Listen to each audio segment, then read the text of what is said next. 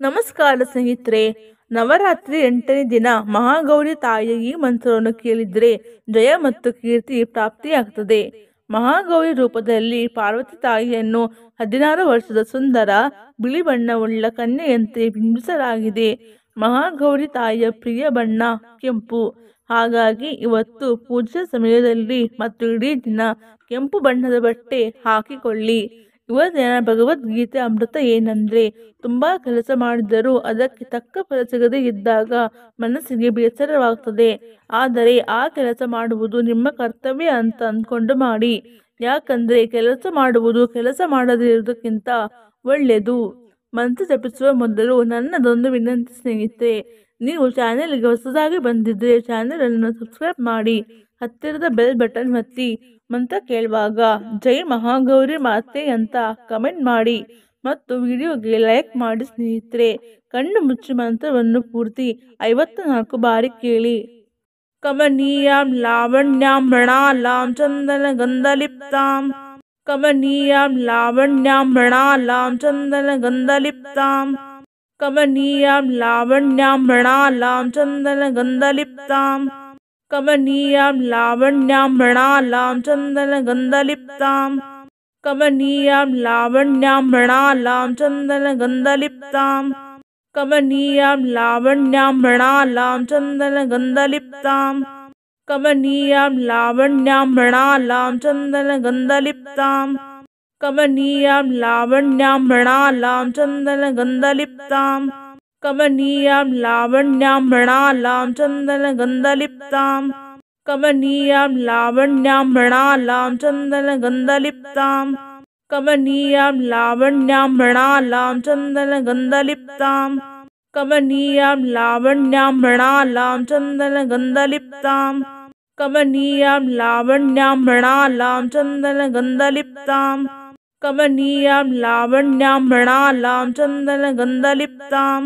ಕಮನೀಯಾಂ ಲಾವಣ್ಯಾಂ ಮೃಣಾಲಾಂ ಚಂದನ ಗಂಧಲಿಪ್ತಾಂ.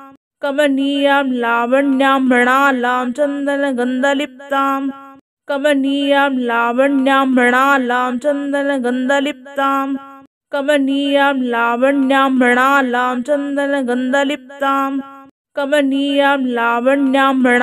ಚಂದನ ಗಂಧಲಿಪ್ತಾಂ. ಕಮನೀಯಾಂ ಲಾವಣ್ಯಾಂ ಮೃಣಾಲಾಂ ಚಂದನ ಗಂಧಲಿಪ್ತಾಂ. ಕಮನೀಯಾಂ ಲಾವಣ್ಯಾಂ ಮೃಣಾಲಾಂ ಚಂದನ ಗಂಧಲಿಪ್ತಾಂ. ಕಮನೀಯಾಂ ಲಾವಣ್ಯಾಂ ಮೃಣಾಲಾಂ ಚಂದನ ಗಂಧಲಿಪ್ತಾಂ. ಕಮನೀಯಾಂ ಲಾವಣ್ಯಾಂ ಮೃಣಾಲಾಂ ಚಂದನ ಗಂಧಲಿಪ್ತಾಂ. ಕಮನೀಯಾಂ ಲಾವಣ್ಯಾಂ ಮೃಣಾಲಾಂ ಚಂದನ ಗಂಧಲಿಪ್ತಾಂ.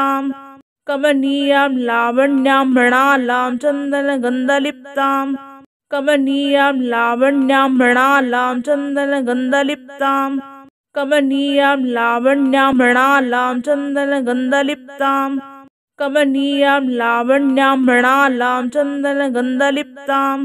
ಕಮನೀಯಾಂ ಲಾವಣ್ಯಾಂ ಮೃಣಾಲಾಂ ಚಂದನ ಗಂಧಲಿಪ್ತಾಂ.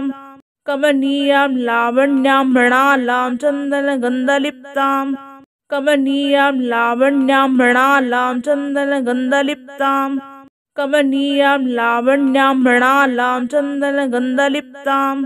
ಕಮನೀಯಾಂ ಲಾವಣ್ಯಾಂ ಮೃಣಾಲಾಂ ಚಂದನ ಗಂಧಲಿಪ್ತಾಂ.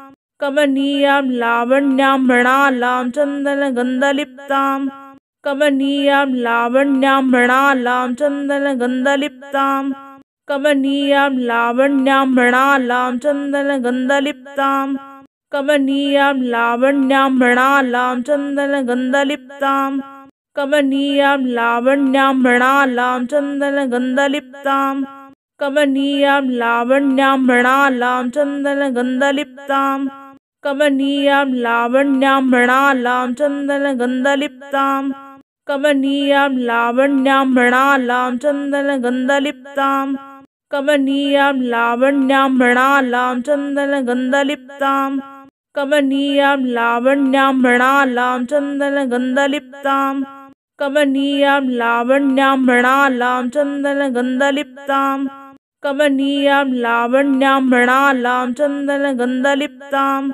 ಕಮನೀಯಾಂ ಲಾವಣ್ಯಾಂ ಮೃಣಾಲಾಂ ಚಂದನ ಗಂಧಲಿಪ್ತಾಂ.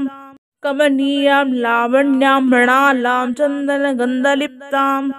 कमनीयां लावण्यां मृणालां चन्दनगन्धलिप्तां कमनीयां लावण्यां मृणालां चन्दनगन्धलिप्तां कमनीयां लावण्यां मृणालां चन्दनगन्धलिप्तां कमनीयां लावण्यां मृणालां चन्दनगन्धलिप्तां कमनीयां लावण्यां मृणालां चन्दनगन्धलिप्तां कमनीयां लावण्यां मृणालां चन्दनगन्धलिप्तां कमनीयां लावण्यां मृणालां चन्दनगन्धलिप्तां कमनीयां लावण्यां मृणालां चन्दनगन्धलिप्तां